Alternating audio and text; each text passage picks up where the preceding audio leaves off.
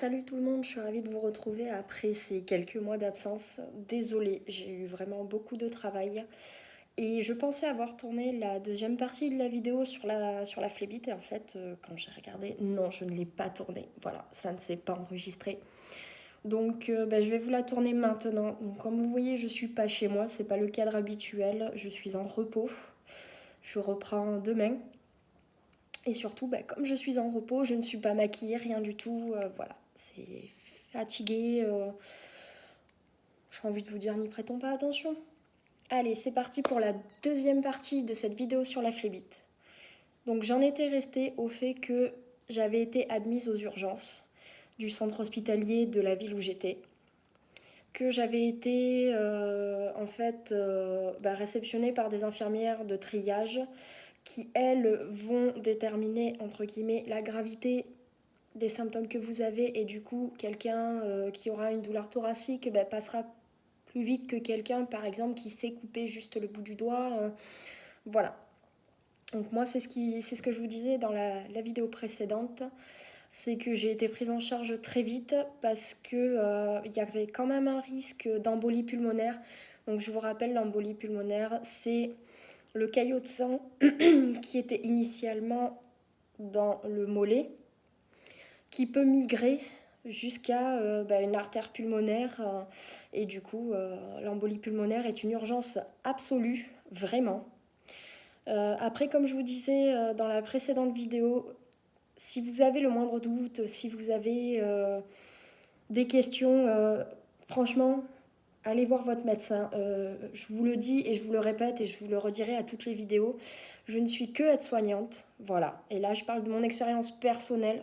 Donc, je ne m'amuserai pas à vous dire faites ci, faites ça. Non. La seule réponse que vous aurez, c'est aller voir votre médecin, posez-lui des questions parce que moi, clairement, je ne prendrai pas la responsabilité de vous dire ça c'est bien, ça c'est pas bien, voilà. Donc on continue. Donc j'ai été admise dans un box aux urgences, on m'a posé une perfusion parce qu'on ne sait jamais s'il y a quelque chose de grave. Il faut pouvoir passer les choses par perfusion, ça va beaucoup plus vite et ça fait partie de la thérapeutique. En fait, il y a des médicaments qu'on peut pas prendre par voie orale, on est obligé de les passer par perfusion. Voilà, j'avais le reflet de la vitre et du coup, voilà, je me suis un petit peu décalée. Donc, je vous disais, j'ai été pris en charge, on m'a posé une perfusion, on m'a également collé des patchs, des appareils de surveillance pour voir mon cœur, les battements de mon cœur, tout ça. J'ai été scopée, donc comme vous voyez dans genre Grey's Anatomy ou Urgence, vous savez, vous avez toujours le petit boîtier avec la ligne qui fait bip, bip, bip. Voilà. En fait, ça, c'est ce qu'on appelle un scope. Et ce scope va servir à enregistrer les battements de votre cœur, voir comment votre cœur y bat, s'il y a des problèmes au niveau de la courbe. Ça, c'est... Il n'y a qu'un médecin qui pourra dire s'il y a des problèmes ou non au niveau de la courbe, clairement. Nous, on ne peut pas le voir, parce qu'on n'est pas formé pour ça. Donc ensuite, on a attendu qu'il y ait une place au scanner, et je suis allée passer un scanner. Voilà, donc en fait ce scanner a servi à écarter une éventuelle embolie pulmonaire ou à confirmer une éventuelle embolie pulmonaire. Donc en fait ce scanner, donc, on vous allonge sur la table et on vous fait passer un produit, donc comme je vous disais par la perfusion, voilà, donc elle est très utile cette perfusion, même si je le conçois, ça fait suer parce qu'on a quelque chose dans le bras, généralement il pique par là et puis c'est pas très agréable parce qu'en fait on a un tube en plastique et du coup quand on plie ça fait un peu mal. Mais bon, cette perfusion elle est plus qu'essentielle. Donc on m'a fait passer un produit de contraste. Donc c'est les produits comment ça s'appelle, les produits iodés en fait. Beaucoup de personnes font des allergies aux produits de contraste. Mais là dans ce cas-là, moi je suis pas allergique donc ils me l'ont fait passer. Et ce produit va permettre de mettre en évidence pour voir s'il y a éventuellement un caillot, un bout de caillot qui a migré quelque part. Donc je reviens au box, j'attends les résultats parce que c'est pas parce que vous passez l'examen que vous allez avoir l'interprétation de suite. Non, il n'y a pas que vous. Je suis désolée de tenir ces propos-là, mais étant aide-soignante, je peux vous le dire, les urgences sont surchargées. Vous voyez qu'il y a des services d'urgence qui ferment la nuit parce qu'il n'y a plus de personnel. et pas que des aides-soignants, des infirmiers, il manque aussi des médecins. Donc concrètement, je suis désolée de vous dire ça, mais si vous allez aux urgences, prenez votre mal en patience parce que clairement, c'est pas parce que vous passez un examen, vous allez avoir le résultat de suite. Voilà. Donc l'urgentiste a le résultat de mon scan. Mon scan montre qu'il n'y a pas d'embolie pulmonaire. Il y a une thrombose veineuse profonde. Donc je vais vous faire un petit rappel entre la thrombose veineuse superficielle et la thrombose veineuse profonde.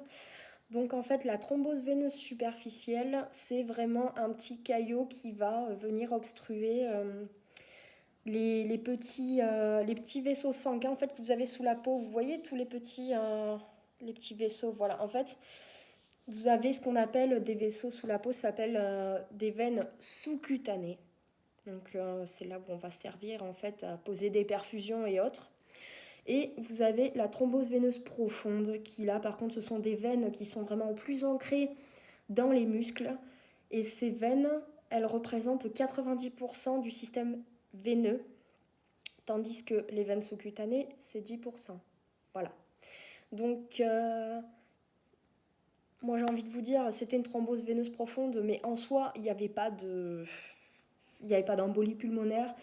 Donc, concrètement, il y avait le caillot, mais c'est pas grave en soi parce qu'on le sait, je serai suivie et je vais avoir des médicaments qui vont faire que le caillot va se désagréger petit à petit. Voilà. Donc, on va parler maintenant de la prise en charge et surtout des causes. Des causes qui peuvent créer des phlébites. Donc, la prise en charge dans une TVP, thrombose veineuse profonde, donc ce que j'ai eu, moi concrètement, ça a été des injections d'anticoagulants. Donc en fait, ça dépend vraiment du médicament, mais ce sont généralement des injections dans le cas des phlébites. Et ces injections vont servir à fluidifier le sang et comme ça, au fur et à mesure, votre caillot qui est là, il va se désagréger en fait et puis il va partir et il sera... en fait, voilà. Donc, avec ces injections, j'ai eu ce qu'on appelle des bas de contention. Donc, en fait, c'est comme des bas. Voilà. Donc, vous avez plusieurs types. Moi, je sais que je fais de la rétention d'eau depuis mon accouchement et surtout au niveau des cuisses. Donc, j'avais demandé à mon médecin généraliste parce qu'en période de forte chaleur, on a tendance justement à stocker l'eau dans les jambes et ça fait mal, on a les jambes lourdes. Donc du coup, je lui avais demandé, il y avait quelques temps de ça, des collants. Donc du pied vraiment jusqu'à la taille, vous avez des collants de contention. Je vous l'accorde, au bout de 12 heures, ça serre, on n'est pas très bien dedans, mais par contre, c'est vraiment très bien. Très très bien. On est beaucoup mieux dedans. Après voilà, et malheureusement, quand on fait de la rétention d'eau ou qu'on a des problèmes de coagulation sanguine, notamment au niveau des jambes, on porte ça. Voilà. Donc on peut avoir des bas de contention, des collants de contention. Donc en fait, les collants, c'est ce que je vous disais. Les bas, ça monte jusqu'à la cuisse. C'est vraiment aussi en fonction des personnes et en fonction du diagnostic médical. Sachez qu'en matière de médecine, on ne fait pas ce qu'on veut. On en parle avec son médecin, on trouve une solution avec son médecin, mais clairement, on ne fait pas ce qu'on veut. Donc après, il y a aussi, dans les embolies pulmonaires, ça c'est petit aparté, hein, mais dans les embolies pulmonaires, on va avoir en fait une urgence absolue. Clairement, c'est une urgence absolue. Et là, il va y avoir, dans certains cas, des interventions chirurgicales qui vont servir, en fait, à ce qu'on appelle la pose d'un filtre cave. En fait, dans la veine cave, on va venir poser une sorte de filet. Et ce filet, il va servir à attraper le caillot pour éviter que le caillot il continue en fait à se promener et puis à faire ce qu'il a à faire en détruisant tout sur son passage. Voilà, ça c'est une aparté. Vraiment, c'est une aparté. Je l'ai vu quelques fois dans ma carrière, mais quand moi, mes patients avaient des embolies pulmonaires, généralement, c'était donc le patient était alité, interdiction de se lever, voilà. Et donc il y avait prise de sang, le patient était perfusé, bilan sanguin plus que régulier. Et surtout, le patient, en fait, passait des scanners très, très, très, très, très régulièrement. Et une fois que l'embolie pulmonaire était levée, là, le patient pouvait se lever. Après, en termes de prise en charge médicale, il y avait des injections d'anticoagulants aussi. Mais je ne veux pas trop m'étendre sur ça parce que, en fait, c'est vraiment propre à chaque personne en fonction de son corps, de ses antécédents médicaux. Donc, sans transition, on va parler des causes. Parce que je crois que dans la première vidéo, je ne m'étais pas trop attardée sur les causes, ou pas plus que ça. Donc, on va en parler. Les causes, principalement, c'est... Donc, toujours sur le site d'amélie.fr, hein, je me suis servi du même site, hein, voilà. Donc, il y a ce qu'on appelle la pose d'un plâtre prolongé. Par exemple, vous avez eu une fracture au niveau de la jambe. Vous n'avez pas pu poser la jambe ou vous avez votre plâtre, mais clairement, vous n'avez pas pu trop marcher. Voilà. Généralement, vous aurez des injections d'anticoagulants en prévention d'une éventuelle phlébite. Mais ça peut arriver. Une phlébite sur un plâtre, ça peut arriver. Vous avez aussi l'alitement prolongé, pour X ou Y raison. Mais l'alitement prolongé favorise aussi l'apparition de phlébites. Vous avez les interventions chirurgicales. Nous, on a énormément de patients sortant de chirurgie qui ont des injections d'anticoagulants pour prévenir le risque de phlébite parce que, alors tout dépend de la chirurgie, hein, si c'est par exemple une chirurgie au niveau du doigt, il y en aura peut-être, mais dans 90% des cas, il n'y en aura pas. Par contre, si c'est par exemple une intervention au niveau de la jambe ou au niveau digestif, ben, comme le patient aura moins tendance à se lever parce que il sera très fatigué, il aura mal, ou il faudra qu'il reste alité. Donc je fais le parallèle sur l'alitement prolongé, voilà, ou même comme je vous disais la pose d'un plâtre. Du coup, il y a très souvent, quasiment systématiquement, des anticoagulants de prescrit pour des interventions un peu lourdes, on va dire. C'est du moins si le patient ne peut pas se lever dans les premières heures qui suivent. Voilà. Il y a la perte d'autonomie. Voilà, chez les personnes, alors là je vais parler chez les personnes âgées, parce que c'est aussi là le plus souvent que ça se fait, la perte d'autonomie. L'âge, le fait par exemple que Madame X, 90 ans, elle se lève, elle marche de moins en moins, elle reste plus souvent allongée parce que les personnes âgées se fatiguent aussi très vite. Et puis, voilà, c'est ce genre de choses. Il y a aussi des maladies, des maladies avec ce qu'on appelle une défaillance d'un facteur particulier. Il faut savoir qu'en biologie, vous avez ce qu'on appelle des facteurs. Des facteurs, en fait, c'est des sortes de catégories. Et il y a un facteur en particulier qui peut provoquer des troubles de la coagulation, donc un risque de thrombose accru.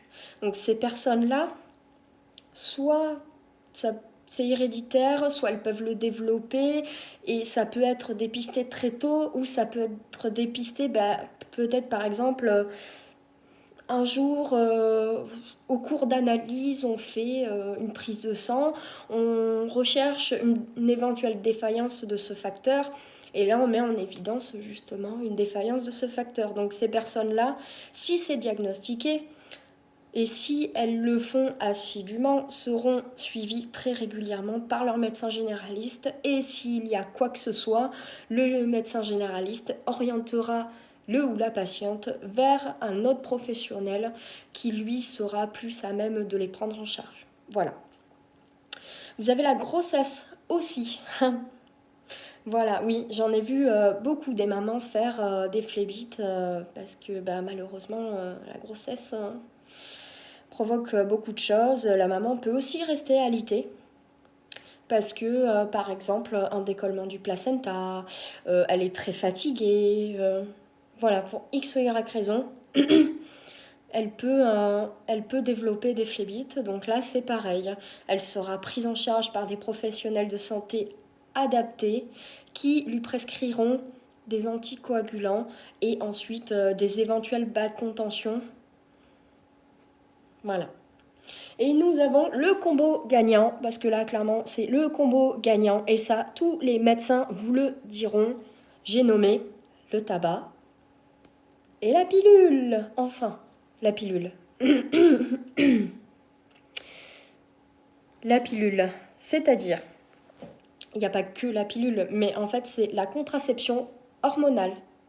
Il faut savoir que le tabac et une contraception hormonale, ça développe un risque plus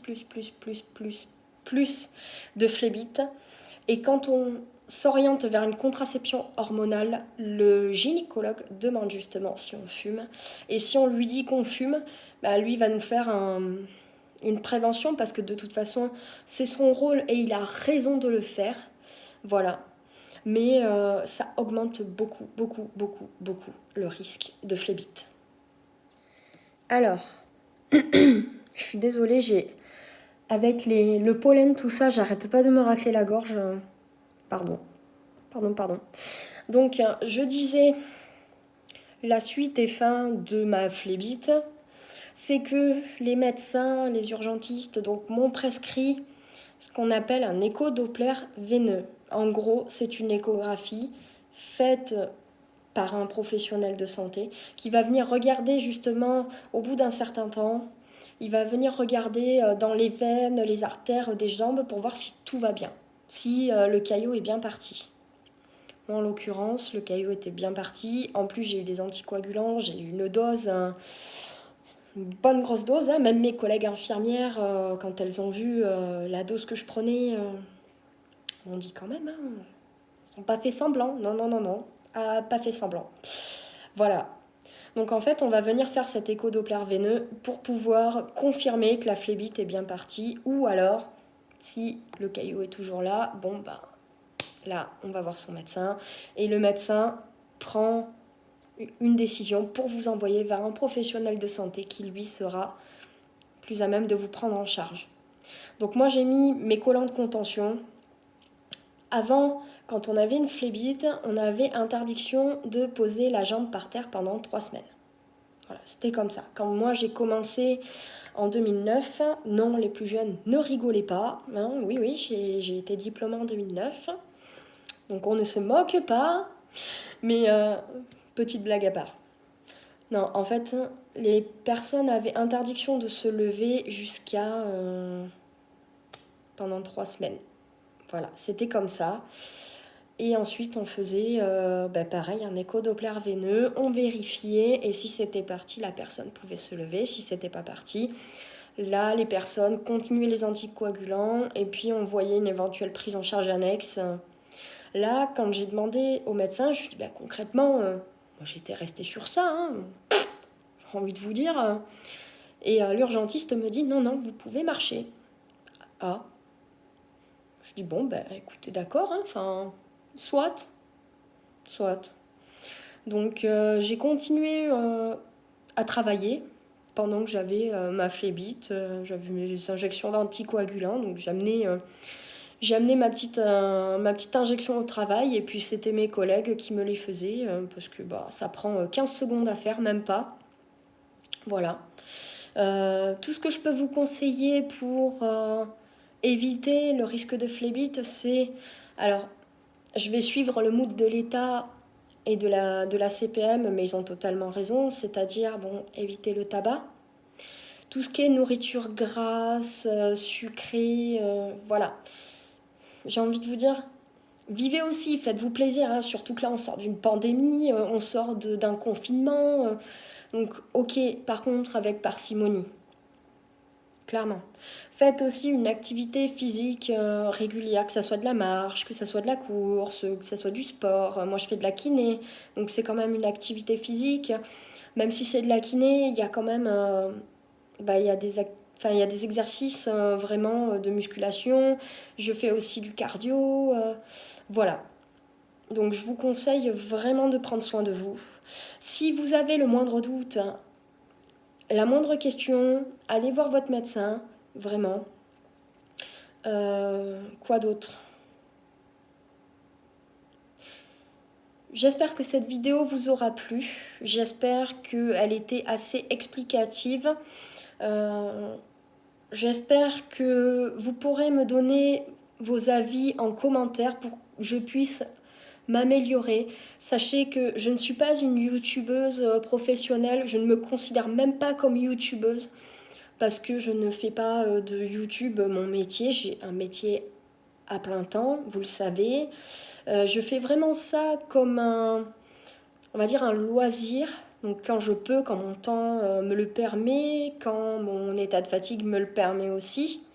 Mais je fais ça vraiment avec plaisir. Donc n'hésitez pas à me dire ce que vous en pensez pour que je puisse moi aussi m'améliorer. Sachant que je vous dis, je ne suis pas une youtubeuse professionnelle. Je vous fais des gros bisous, prenez soin de vous et on se dit à bientôt. Salut!